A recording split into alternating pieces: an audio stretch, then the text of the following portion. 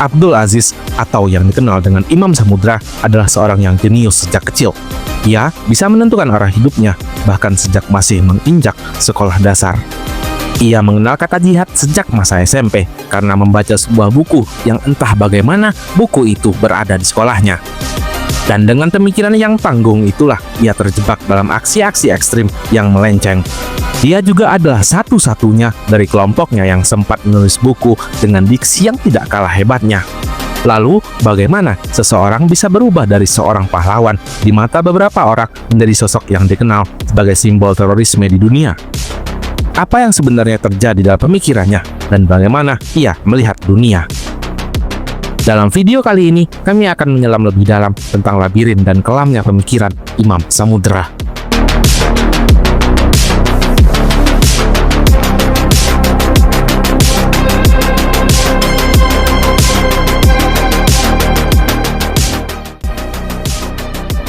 Abdul Aziz lahir pada tanggal 14 Januari 1970 di Jalan Samaun Bakri nomor 201, Kampung Lopang RT 4 RW 1, Desa Lopang Gede, Kecamatan Serang, Banten. Ia merupakan anak ke-8 dari 11 bersaudara. Ayahnya, Sihabuddin, dan ibunya, Embai Badriani, bercerai sewaktu Abdul Aziz masih kanak-kanak. Keluarga Abdul Aziz berasal dari Banten. Dari garis ayahnya, kakeknya, M. Nakhai, dikenal sebagai seorang juragan besar pada zamannya. Selain memiliki kekayaan, kakeknya juga dikenal sebagai sosok yang taat beribadah. Beliau selalu mengenakan topi haji atau peci hitam. Sejak usia 4 tahun, Imam Samudra telah diperkenalkan dengan masjid oleh kakeknya, yang membawanya pertama kali untuk melaksanakan sholat berjamaah saat ia berusia 4 tahun. Ia menggunakan nama Imam Samudra sebagai nama alias atau nama perang yang sering digunakan oleh anggota kelompok radikal untuk menunjukkan identitas baru mereka dalam perjuangan ideologis. Saat ia masih duduk di bangku kelas 2 sekolah dasar, ia mengalami peristiwa duka ketika kakeknya meninggal dunia. Saat itu, ia baru pulang dari sekolah dengan mengenakan kaos bertulisan Argentina 78. Keluarganya pergi ke rumah sakit Serang dengan menaiki mobil Colt yang bertuliskan Nasiyah, akronim dari Nakiah dan Aisyah yang merupakan nama perusahaan milik kakeknya. Ia menyaksikan bagaimana neneknya, Aisyah, serta ibu, bibi, dan uangnya menangis mendengar kabar duka itu. Meskipun kakeknya telah tiada, Imam Samudra tetap memiliki kedekatan dengan lingkungan keagamaan. Kakeknya dikenal sebagai seorang yang gemar mengaji dan mengumandangkan azan. Keluarga besarnya memiliki latar belakang religius dengan beberapa tokoh agama seperti Uwak Saifuddin, Imam Masjid Ustadz Suruji, Kiai Mahmud, Ustadz Turmuji, dan Ustadz Asrul, yang masih memiliki hubungan kekerabatan dengan nenek dan kakeknya. Hal ini membuat Imam Samudra tidak merasa canggung untuk tetap pergi ke masjid setelah kepergian kakeknya, meskipun ia tidak selalu datang setiap waktu.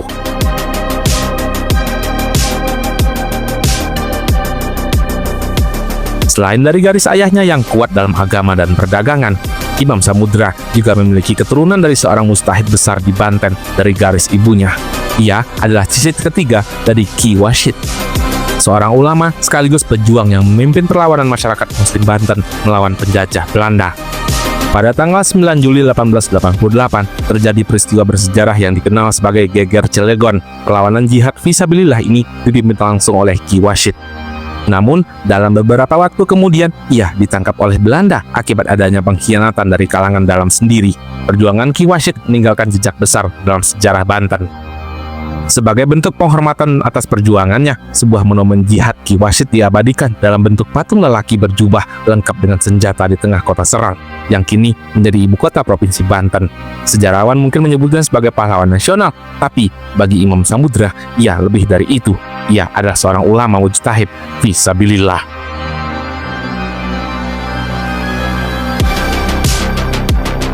Dengan latar belakang keluarga yang sangat kuat dalam pendidikan agama, perniagaan, dan perjuangan, Imam Samudra tumbuh dengan nilai-nilai yang diwariskan oleh para leluhurnya, menjadikannya pribadi yang terus mencari makna dalam perjalanan hidupnya. Imam Samudra tidak saja piawai meledakkan bom di Bali, tapi juga seorang penulis yang impresif dengan diksi yang sangat memukau. Setelah 11 bulan dalam penjara, ia menghasilkan catatan harian 200 halaman yang berisi curhatan hatinya tentang jihad, Islam, teroris, bom, dan cinta. Dari catatannya itu, kita tahu ia meledakkan Bali dan mengangkat senjata di Afghanistan tidak dengan otak yang kosong. Kepalanya diselimuti dengan ideologi Tuhan dan harum surga. Setelah catatan-catatan itu dibukukan, ia akan menjadi saksi bagaimana kilatan pikiran Imam Samudra pada detik-detik horor 12 Oktober itu, juga keyakinannya yang sampai ke sumsum. Setelah kami berhasil membaca sekilas dari uraian wartawan Tempo yang mendapatkan catatan itu, hasilnya adalah bahwa Imam Samudra adalah seseorang yang teguh dan konsisten dengan pemikiran dan keyakinannya. Ditulis dengan huruf kecil, satu baris diisi oleh dua baris kalimat dengan huruf-huruf kapital.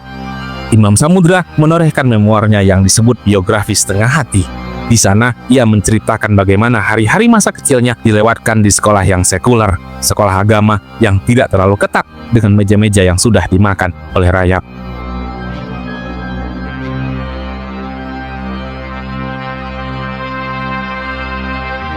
Sejak kecil, Imam Samudra memiliki ketertarikan pada dunia membaca dan belajar. Bahkan sebelum masuk sekolah, ia sudah memulai mengenal huruf-huruf meskipun sempat mengalami kesulitan dalam membedakan beberapa kata. Kebiasaannya menonton televisi hitam putih yang berukuran 14 inci di rumah kakeknya bersama kakak sepupunya membantunya dalam memahami bacaan sebelum resmi bersekolah. Selain itu, ia juga sering duduk di sebelah kakeknya yang sering membawa tumpukan surat yang bertuliskan "Toko Setuju" dan "Bon Kontan", membuatnya terbiasa melihat tulisan dan tulisan. Salah satu hal unik yang ia temui adalah alat hitung tradisional dari kayu yang disebut dengan ijiran Cina yang digunakan kakeknya untuk menghitung dan sesekali menggelitik badannya. Pada tahun 1978, ia sangat bersemangat untuk bersekolah. Namun, ia kecewa ketika mendengar dari kepala sekolah, Pak Matori, bahwa usianya belum cukup untuk masuk SD. Ia pun bersikeras bahwa dirinya sudah bisa membaca. Hingga akhirnya, beberapa hari kemudian, ayahnya membawanya ke SD 9. Saat dites, ia diminta untuk melingkarkan tangan kanan dan kepala dan menyentuh telinga kiri sebagai cara untuk menentukan kelayakan usia masuk sekolah. Setelah menunjukkan kemampuan membacanya, ia akhirnya resmi menjadi murid kelas 1 di SD Negeri 9, Serang, Banten. Selain bersekolah di SD, ia juga mengikuti pendidikan di Madrasah Ibtidaiyah Al-Khairiyah di Serang pada sore hari. Namun, lingkungan belajar di madrasah terasa kurang menarik baginya. Banyak murid yang tidak disiplin, buku-buku yang usang, dan para pengajar yang kelelahan setelah bekerja di pagi hari. Karena pergaulannya dengan teman-teman SD yang lebih luas, ia mulai malas masuk madrasah dan sering menghabiskan waktu dengan menonton televisi atau bermain di alun-alun Serang tanpa sepengetahuan orang tuanya. Akibatnya, nilai raport madrasahnya merosot dan ia pun tidak naik kelas. Orang tuanya memahami situasi itu dan tidak memarahinya, tetapi ibunya memberikan nasihat agar ia kembali bersekolah di madrasah. Sejak saat itu, jadwal belajarnya menjadi lebih padat dari pukul 7 hingga 17.00 dengan jeda sholat zuhur. Banyak murid yang mengalami ketimpangan pendidikan antara sekolah umum dan madrasah. Bahkan ada yang sudah duduk di bangku SMP, sementara di madrasah masih kelas 4. Ketika masih SD, Imam Samudra menjalani sekolah dengan santai tanpa terlalu memikirkan peringkat atau nilai akademik. Namun, ia menyadari bahwa dirinya memiliki kemampuan membaca lebih cepat dibandingkan dengan teman-temannya. Guru-gurunya pun sering memberikan bacaan tambahan atau mengirimnya ke perpustakaan karena ia sudah bosan dengan materi dasar. Ibunya selalu menanamkan nilai pentingnya pendidikan dengan bercerita tentang kakak-kakaknya yang menjadi bintang pelajar dan mendapatkan hadiah buku serta perlengkapan sekolah. Hal ini membuat Imam Samudra mulai tertarik untuk lebih serius belajar. Meskipun awalnya ia merasa ada perbedaan antara rajin belajar atau tidak, karena hasilnya tetap menunjukkan bahwa ia selalu berada di peringkat atas di kelasnya. Dari semua mata pelajaran, ia paling menyukai matematika dan IPA, sedangkan pelajaran lainnya hanya dianggap sebagai pelengkap baginya. Minat membacanya sangat tinggi, tetapi ia lebih banyak membaca buku-buku perpustakaan, surat kabar, dan majalah dibandingkan buku pelajaran sekolah. Kebiasaannya membaca ini membantunya dalam memahami banyak hal yang kemudian menjadi bekal berharga dalam perjalanan hidupnya. Dengan kepintaran yang dimilikinya itu, ia didapuk berkali-kali untuk mewakili sekolahnya dalam berbagai lomba seperti cerdas cermat, lomba puisi, hingga tingkat kabupaten. Namun, dari semua pencapaiannya itu, ia mulai menyadari bahwa ada satu hal yang tidak sesuai dengan pemikirannya, itu adalah Pancasila. Ia menganggap bahwa Pancasila adalah simbol dari sekularisme yang memisahkan antara kehidupan dan agama. Pemahaman itu ia dapatkan ketika pesantren Ramadan di sekolahnya. Dalam sebuah sesi kajian di pesantren Ramadan, seorang peserta dengan penuh percaya diri menjawab pertanyaan yang diajukan oleh ustazah. Saat itu, sang ustazah memancing diskusi dengan bertanya, Bagaimanakah cara berjalan yang benar antara laki-laki dan perempuan ketika bersama-sama? Tanpa ragu, peserta tersebut menjawab sesuai dengan apa yang pernah diajarkan oleh guru agamanya di SMP yang mengatakan bahwa sah-sah saja bagi perempuan dan laki-laki berjalan bersama-sama. Beberapa peserta lain memberikan jawaban yang berbeda, bahkan ada yang berpendapat sebaliknya. Namun, mayoritas dari mereka memiliki pemahaman yang serupa dengan jawaban peserta itu. Setelah suasana kembali tenang, Ustazah pun memberikan penjelasan lebih lanjut. Ia menegaskan bahwa dalam Islam, berjalan beriringan antara laki-laki dan perempuan yang bukan mahramnya adalah dilarang. Baik laki-laki berada di sebelah kanan maupun kiri, baik berjalan berdua maupun dalam beberapa pasang.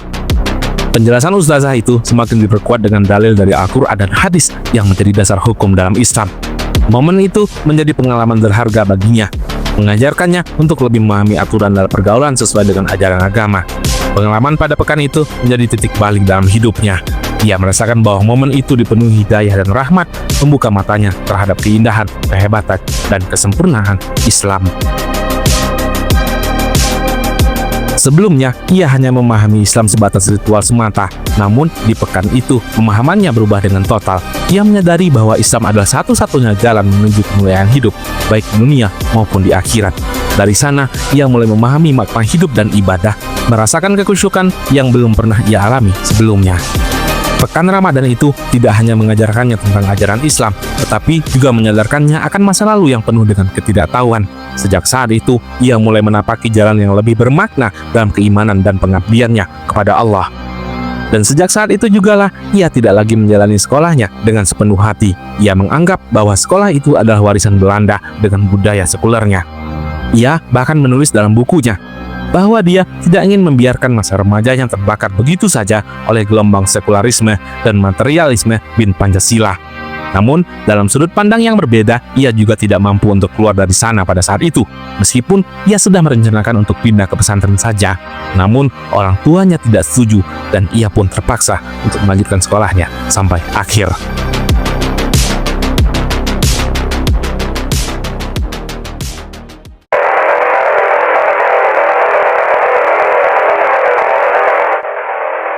Dari sebuah buku yang ia temukan semasa SMP, di sebuah ruangan di samping lukisan yang indah, terdapat sebuah rumus yang begitu mengesankan. Tepat di bawahnya, temukan buku tersusun rapi, dan di antara buku-buku itu, ada satu yang menarik perhatian. Judul buku itu adalah Ayatul Rahman fi Jihad di Afghanistan. Tanda-tanda kekuasaan Allah dalam jihad di Afghanistan, karya Dr. Abdullah Azzam rahimullah. Buku itu bukan sekadar bacaan biasa. Bagi siapapun yang membacanya, hati mereka akan tergerak untuk berjihad, mengangkat senjata demi Afghanistan.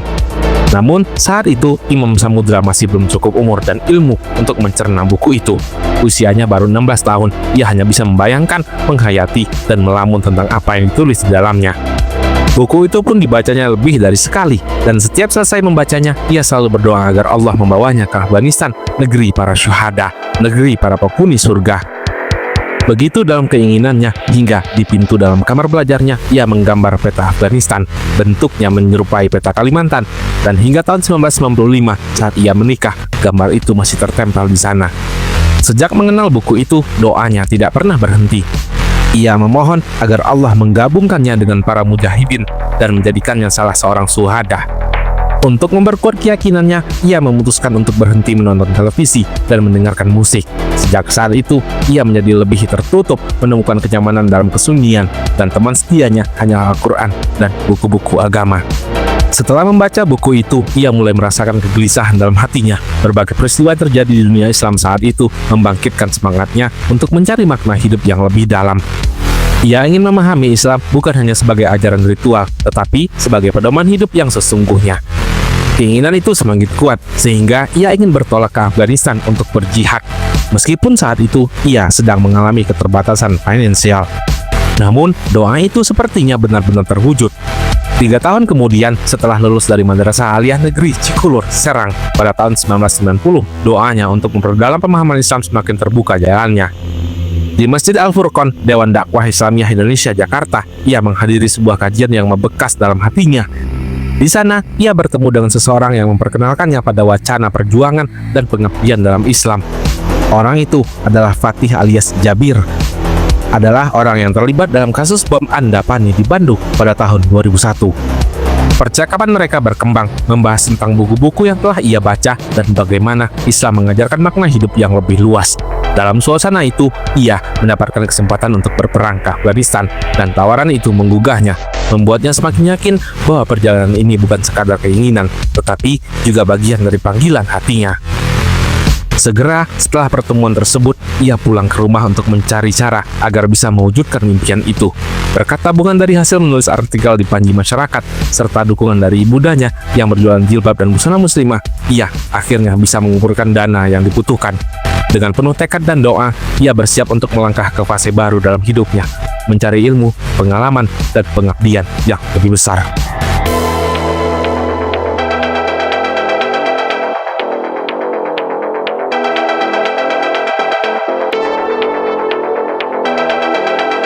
Setelah pertemuan itu, langkah berikutnya dalam perjalanan telah ditetapkan. Dalam minggu yang sama, ia telah menyelesaikan pengurusan paspor di Jakarta dengan uang dari hasil menjual perhiasan ibunya. Lalu, ia bertolak ke Malaysia untuk transit menuju Pakistan dengan tujuan akhir Afghanistan. Perjalanan itu dimulai dari Dumai, sebuah kota pelabuhan yang menjadi gerbang menuju negeri seberang. Di sana, ia bermalam sebelum melanjutkan perjalanan ke Malaka, Malaysia. Pada masa itu, jalur Dumai Malaka dikenal sebagai rute utama bagi para tenaga kerja Indonesia yang ingin mencari penghidupan baru di negeri jiran. Namun, perjalanan ke sana tidak selalu mudah. Banyak di antara mereka yang harus menghadapi tantangan di imigrasi Malaysia, meskipun telah membawa dokumen resmi dan uang jaminan sebagai syarat untuk tinggal. Berbeda dengan kebanyakan TKI lainnya, ia melewati pemeriksaan imigrasi tanpa hambatan yang berarti. Dengan lancar, ia memasuki Malaysia dan tinggal di sana selama lebih dari sehari, sebelum melanjutkan perjalanan ke Bandara Subang Jaya, Selangor, Darul Ehsan. Saat di pesawat Malaysian Air System atau MES mulai berkendara, ia merasakan sesuatu yang sangat berbeda. Untuk pertama kalinya, tanah air tertinggal jauh di belakang. Perjalanan ini bukan sekadar perpindahan tempat, tetapi juga awal dari sebuah babak baru dalam hidupnya. Tujuan berikutnya adalah negeri yang menjadi impian banyak lelaki sepertinya, negeri yang penuh harapan dan perjuangan. Perjalanan melewati pegunungan yang indah, di mana bus yang ia tumpangi dipenuhi oleh penumpang yang sebagian besar berbicara dalam bahasa asing, yang sama sekali tidak dikenalnya. Selama perjalanan, ia mengenakan pakaian khas Afghanistan untuk menutupi seluruh wajahnya, kecuali mata dengan ridah atau selimut tipis. Dalam diam, ia melangkah tanpa mengucapkan sepatah kata pun. Jika ia berbicara, tentu saja orang-orang akan langsung mengetahui siapa dirinya. Perjalanan ini dipimpin oleh Jabir yang menjadi pemandu sepanjang perjalanan bersama dua orang Arab yang identitasnya masih tidak jelas baginya hingga saat ini. Menjelang waktu Ashar, perjalanan yang penuh tantangan itu akhirnya membawa mereka ke sebuah kamp sederhana di perbatasan Pakistan dan Afghanistan yang dikenal dengan nama Mu'asyar Khilafah. Di sanalah ia memulai babak baru dalam hidupnya, memasuki kehidupan yang benar-benar berbeda, sebuah kehidupan yang terasa sangat baru dan asing, dan tempat itu adalah kos. Kos, sebuah tempat yang terletak di dataran luas yang dikelilingi gunung-gunung yang menjulang di keempat penjuru, benar-benar memberikan ketenangan bagi siapa saja yang berada di sana. Tempat itu terasa seperti surga bagi mereka yang merindukan surga kekal di akhirat. Tidak ada seorang pun yang datang ke daerah itu kecuali mereka yang siap mengorbankan nyawanya di jalan Allah. Hanya mereka yang benar-benar bertekad dan siap menghadapi bahaya yang luar biasa, siap melawan kaum kafir, baik yang berasal dari Uni Soviet maupun komunis di wilayah utara seperti Dostum yang kemudian berkoalisi dengan Karzai dan para sekutunya yang berafiliasi dengan Amerika Serikat. Kos, sebuah nama yang akan terus dikenang meskipun daun zaitun masih teguh bertahan. Tanaman-tanaman lainnya seperti daun caparkat dan kaktus Afghanistan telah gugur. Hanya duri-duri dan kayu-kayu yang tersisa yang kelak digunakan untuk pemanas dan memasak. Delima yang dulu berbuah kini runtuh dan tak lagi menghasilkan buah. Suara serigala terdengar melonglong di malam hari, menambah kesan mencekam di tempat yang begitu terpencil dan keras. Begitulah suasana ketika pertama kali tiba di kos saat musim gugur telah datang dan udara yang sejuk mulai terasa begitu menusuk, membuat jaket diperlukan untuk melindungi tubuh dari dinginnya malam. Di Afghanistan, Imam Samudra sempat tinggal selama 2,5 tahun. Lalu, diperkirakan pada tahun 1992, dia kembali ke Malaysia dan bermukim selama 6,5 tahun di Johor Bahru. Kontak hubungan dengan keluarga sempat terputus beberapa tahun, tetapi pada tahun 1998, keluarganya kemudian sempat mengenalinya kembali. Pada saat itu, Imam Samudra menjalani bisnis jual beli kurma. Ia berdagang dengan memasok 2 kontainer kurma via Jakarta, kemudian diedarkan kepada pedagang di beberapa kota, termasuk dipasarkan ke Serang, Banten.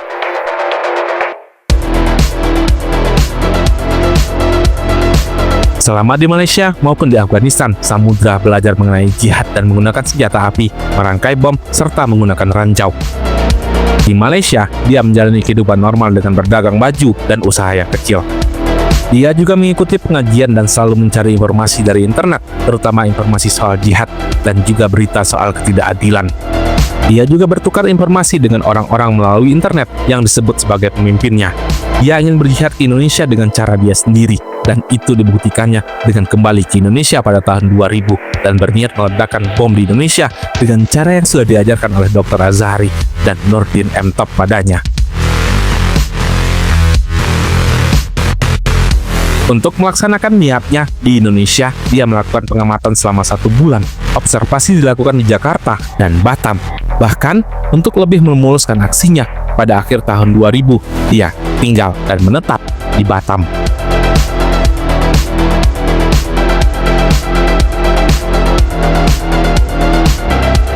Pindahnya Imam Samudra ke Indonesia dan memilih Batam sebagai tempat persinggahannya bukan tanpa alasan. Ia bersama kelompoknya memang sudah merencanakan sesuatu yang sangat besar, yaitu bom Natal. Sebagai pemicunya, Imam Samudra melakukan aksi ini karena dirinya hendak membalas dendam atas kejadian yang menimpa umat muslim di Ambon dan Poso dengan meledakkan gereja-gereja di seluruh Indonesia. Umar Patek adalah salah satu pelaku yang terlibat dalam peristiwa itu. Dalam kisahnya, ia menceritakan bagaimana dirinya terlibat dalam persiapan serangan.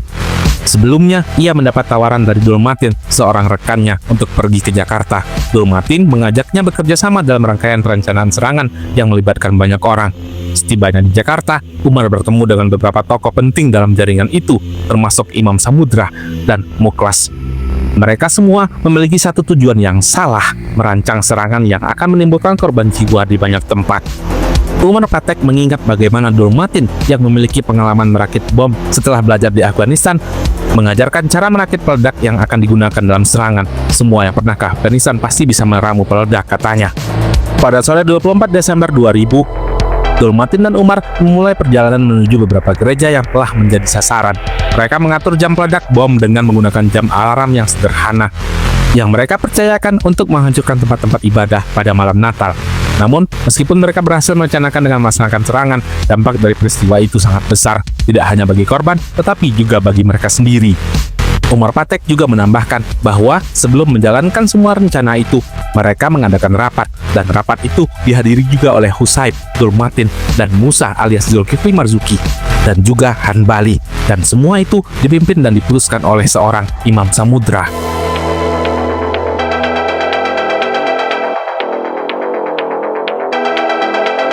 Dan 2 hari menjelang Lebaran 1421 Hijriah, bom meledak serentak di sejumlah gereja di Indonesia saat bersamaan berlangsung misa Natal pada Minggu 24 Desember 2000. Ledakan terjadi di Medan, Pematang Siantar, Batam, Pekanbaru, Jakarta, Bekasi, Sukabumi, Bandung, Pangandaran, Kudus, Mojokerto, dan Mataram. Setelah serangan bom itu, Imam Samudra berada dalam pelarian, bersembunyi dan melanjutkan aktivitasnya dalam jaringan terorisme. Dalam periode itu, dia tidak ditangkap karena pihak berwajib belum memiliki bukti yang cukup untuk menangkapnya. Dan ia juga berusaha menjaga diri agar tidak terdeteksi. Beberapa informasi menunjukkan bahwa selama bertahun-tahun setelah bom Natal itu, Imam Samudra tetap aktif dalam kelompok ekstremisme yang terlibat dalam berbagai kegiatan terorisme. Tapi setelah itu, dia menghilang bersama istri dan ketiga anaknya. Dan pada tahun 2002, ia kembali lagi ke Indonesia dan kembali terlibat dalam kasus bom Bali 1 pada 12 Oktober 2002. Setelah bom Bali 1 itu, Imam Samudra hampir tidak pernah tinggal menetap. Namun, perjalanannya berakhir saat ia hendak melarikan diri ke Sumatera. Ia tertangkap tanpa perlawanan di sebuah bus di Pelabuhan Merak, Jawa Barat, 26 November 2002. 2 hari setelahnya, pria yang saat itu berusia 35 tahun itu dibawa ke Bali untuk menjalani pemeriksaan intensif. Dan akhirnya ia terbukti sebagai salah satu aktor utama di balik peristiwa bom Bali 1 dan ia divonis hukuman mati pada 23 September 2003.